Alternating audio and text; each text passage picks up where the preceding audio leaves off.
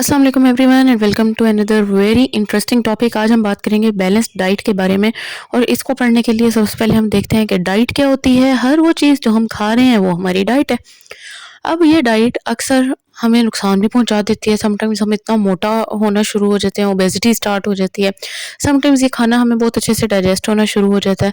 तो इस सब को प्रॉपर मेंटेन करने के लिए बैलेंस्ड डाइट ज़रूरी है, यानी कि हर चीज़ का एक पोर्शन होना ज़रूरी है। इसको ईजिली अंडरस्टैंड करने के लिए न्यूट्रिशनिस्ट ने 4 मेजर ग्रुप्स बना दिए हैं फूड के, और उनके साथ प्रोपोर्शन भी बता दिए कि कौन से ग्रुप हमें कितना रिक्वायर्ड होता है और वो क्या-क्या न्यूट्रिएंट्स देता है। Grain group, vegetables and fruits group, then meat group और डेयरी ग्रुप। अब इन सारे ग्रुप्स को हम सेपरेटली पढ़ेंगे और इनकी परसेंटेज भी देखेंगे कि कितनी रिक्वायर्ड होती है। सबसे पहले हम ग्रेन ग्रुप की तरफ जाते हैं। ग्रेन ग्रुप जो नॉर्मली हम रोटी, चावल, गंदम की बनी हुई चीज़ें, ब्रेड, ये सारी चीज़ें खाते हैं, ये ग्रेन ग्रुप में आते हैं जो हमें कार्बोहाइड्रेट्स प्रोवाइड करते हैं। कार्बोहाइड्रेट्स 3 टाइप्स के होते हैं। एक स्टार्चेस होती हैं, शुगर्स होती हैं, हमें फाइबर्स प्रोवाइड करते हैं। नॉर्मली जो कार्बोहाइड्रेट्स हम इंटेक कर रहे हैं वो है राइस हैं, इसी तरह कुछ फ्रूट्स हैं, सीरियल्स हैं, पोटैटोज़ हैं, मिल्क शुगर होती है, लैक्टोज़ जिसको कहते हैं, ओट्स होते हैं जो हम खाते हैं, उनमें भी कार्बोहाइड्रेट्स होते हैं। स्टार्च एक फॉर्म ऑफ कार्बोहाइड्रेट है। तो हम जो भी चीज़ इनटेक कर रहे हैं, कार्बोहाइड्रेट ऑलमोस्ट हर चीज़ में मौजूद होता है। इसीलिए हमारा मेजर जो एनर्जी इनटेक है वो कार्बोहाइड्रेट्स के थ्रू होता है। 30 टू 35% कार्बोहाइड्रेट्स हमें रिक्वायर्ड होते हैं। उसके बाद नेक्स्ट फूड ग्रुप आता है प्रोटीन्स का। प्रोटीन्स बेसिकली हमारी बॉडी में मसल्स को बहुत ज़्यादा स्ट्रेंथ देते हैं। प्रोटीन सोर्सेज में बेसिक सोर्सेज आ जाता है एग्स और मीट, एग वाइट स्पेशली, और मीट में रेड मीट भी आ जाता है, वाइट मीट भी आ जाता है, फ़िश वगैरह आ जाती है। तो ये बेस्ट सोर्स हैं ऑफ प्रोटीन। प्रोटीन्स 15 टू 20% हमारी बॉडी में रिक्वायर्ड होते हैं। ये हमारी मसल्स की रिपेयरिंग में, बॉडी बिल्डिंग में बहुत हेल्पफुल होते हैं। इम्यूनिटी एंड एनर्जी में भी एक अहम रोल अदा करते हैं ये प्रोटीन्स। फिर आ जाता है फ्रूट्स एंड वेजिटेबल्स का ग्रुप। आप लोगों को पता ही है फ्रूट्स क्या-क्या होते हैं, वेजिटेबल्स क्या-क्या होते हैं, और ये बहुत एसेंशियल है हमारी बॉडी को एनर्जी प्रोवाइड करने के लिए। फ्रूट्स कार्बोहाइड्रेट्स के बाद major source of energy count होता है। और फ्रूट्स और वेजिटेबल्स से हमें विटामिन्स भी मिल रहे होते हैं, हमें मिनरल्स भी हमारी कंप्लीट हो रहे होते हैं। तो it is a very very rich source of energy for our body. Fourth and last food group is dairy group. Dairy group में मिल्क आ जाता है, बटर आ जाता है, जितनी भी चीज़ें डेयरी से रिलेटेड हैं या जो डेयरी प्रोडक्ट्स हैं वो भी हमें बहुत ज़्यादा एनर्जी प्रोवाइड करते हैं। और हमारे लिए गुड फैट्स बहुत ज़्यादा ज़रूरी हैं हमें एनर्जी प्रोवाइड करने के लिए, हमें एनर्जेटिक रखने के लिए, हमारी इम्यूनिटी को बूस्ट अप करने के लिए। लेकिन ये ओनली 10% रिक्वायर्ड होते हैं हमारी बॉडी के लिए, क्योंकि ये बड़े इंस्टेंट एनर्जी प्रोवाइड करते हैं। On the basis of importance हम इन 4 फूड ग्रुप्स को इस तरह भी डिवाइड कर सकते हैं कि एनर्जी गिविंग फूड्स जिस तरह कार्बोहाइड्रेट्स थे, बॉडी बिल्डिंग फूड्स प्रोटीन्स थी, इम्यूनिटी गिविंग फूड्स में proteins, dairy products, vegetables, fruits, ये सब आ जाते हैं। प्रोटेक्टिव फूड्स वो होते हैं जो हमारी बॉडी को टॉक्सिसिटी से दूर रखते हैं, जिन्हें हम एंटीऑक्सीडेंट्स कहते हैं।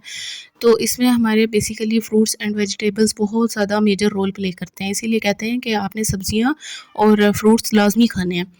ये है जी फूड पायरामिड। फूड पायरामिड में हर फूड ग्रुप की 7 परसेंटेज प्रोवाइड की गई है, जो मैं आपको साथ साथ बताती गई हूँ। अब जो बेसिक सब्सटेंसेस जो एनर्जी प्रोवाइड करते हैं हमारी बॉडी को, जो इन फूड ग्रुप से हमें मिलते हैं, उन्हें न्यूट्रिएंट्स कहते हैं। न्यूट्रिएंट्स 2 तरह के होते हैं। एक तो मेजर न्यूट्रिएंट्स होते हैं या मैक्रो न्यूट्रिएंट्स होते हैं, जो हमारी बॉडी को हर सूरत में चाहिए। कार्ब्स यानी कार्बोहाइड्रेट्स, प्रोटीन्स एंड फैट्स। और कुछ होते हैं micro nutrients, vitamins and minerals. Water nutrient नहीं है, ये एक एसेंशियल हमारा बॉडी का पार्ट है या हमारी रिक्वायरमेंट है। माइक्रो न्यूट्रिएंट्स यानी कि कार्बोहाइड्रेट्स, प्रोटीन्स और फैट्स में से सबसे ज़्यादा हमें कार्ब्स से एनर्जी मिलती है, यानी कि कार्बोहाइड्रेट से 50%। देन हमें फैट से एनर्जी मिलती है 30% और प्रोटीन से एनर्जी मिलती है 20%। इसके अकॉर्डिंग तो फिर हमें फैट्स ज़्यादा लेने चाहिए as compare to proteins and carbohydrates. लेकिन हमने तो फूड पायरामिड में देखा था कि हमें प्रोटीन्स ज़्यादा चाहिए होती हैं as compare to fats. Fats हमें बहुत मिनिमम 10% के राउंड अबाउट रिक्वायर्ड होते हैं, क्योंकि फैट की थोड़ी सी अमाउंट भी बहुत ज़्यादा एनर्जी प्रोवाइड कर देती है।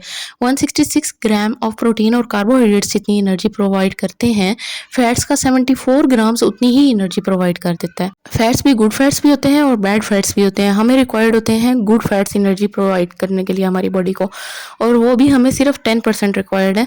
तो अगर हमने फैट्स को ज़्यादा ले लिया अपनी रिक्वायरमेंट से, तो वो हमारी बॉडी में डिपॉजिट होना शुरू कर देता है, जो कि ओबेसिटी की तरफ लेके जाता है, मोटापे की तरफ लेके जाता है। तो फिर हमें फैट्स को कट डाउन करना पड़ता है और हमें ऐसे फूड को खाना पड़ता है जिसमें फैट्स बहुत कम हो, शुगर्स बहुत कम हो, प्रोटीन्स का इंटेक ज़्यादा हो, ताकि हमारे मसल्स की ग्रोथ और रिपेयरमेंट चलती रहे। अब आपको आइडिया हो जाएगा कि जंक फूड को अनहेल्दी फूड क्यों कहा जाता है, क्योंकि उसके अंदर ट्रांस फैट्स या फिर बैड फैट्स होते हैं और एक्स्ट्रा शुगर्स होती हैं, एक्स्ट्रा कार्बोहाइड्रेट्स होते हैं, जितने हमारी बॉडी में डाइजेस्ट नहीं हो पाते, तो उल्टा वो आर्टरीज में, वेन्स में जाके ब्लॉकेज क्रिएट कर देते हैं, या फिर हमारी बॉडी में ओबेसिटी अनकंट्रोल्ड कॉज कर देते हैं, या डायबिटीज़ कॉज कर देते हैं। अनहेल्दी फूड या जंक फूड को इसीलिए अवॉइड किया करें और हेल्दी फूड की तरफ जाया करें। कार्बोहाइड्रेट्स का इंटेक ऑलरेडी आपकी बॉडी में बहुत ज़्यादा होता है, तो शुगर लेवल आपका मेंटेन रहता है। इसी वजह से बाहर की जो अट्रैक्टिव चीज़ें आपको लगती हैं, जिस तरह मार्शमेलोज़ हैं, कैंडीज़ हैं और इस तरह की बेशुमार चीज़ें, कपकेक्स हैं, केक्स हैं, जिनमें फैट्स भी बहुत ज़्यादा होता है और शुगर भी बहुत ज़्यादा होती है, तो इनको अवॉइड किया करें, ताकि आप एक हेल्दी वे में लाइफ गुजार सकें, अपने आप को हेल्दी बनाएं, हेल्दी लाइफस्टाइल अपनाएं। डाइट को बैलेंस रखने के साथ साथ एक्सरसाइज को भी अपनी रूटीन का हिस्सा बनाएं, ताकि आप एनर्जेटिक रह सकें, फिट रह सकें और प्लस हेल्दी भी रह सकें और स्मार्ट भी रह सकें। कुछ नहीं समझ आया तो कमेंट में ज़रूर बताइएगा। मज़ीद कोई टॉपिक आपने समझना हो तो कमेंट ज़रूर कर दीजिएगा। वीडियो को लाइक कर दें, चैनल सब्सक्राइब नहीं किया तो मस्ट सब्सक्राइब कर दें। Stay healthy. अल्लाह हाफिज़।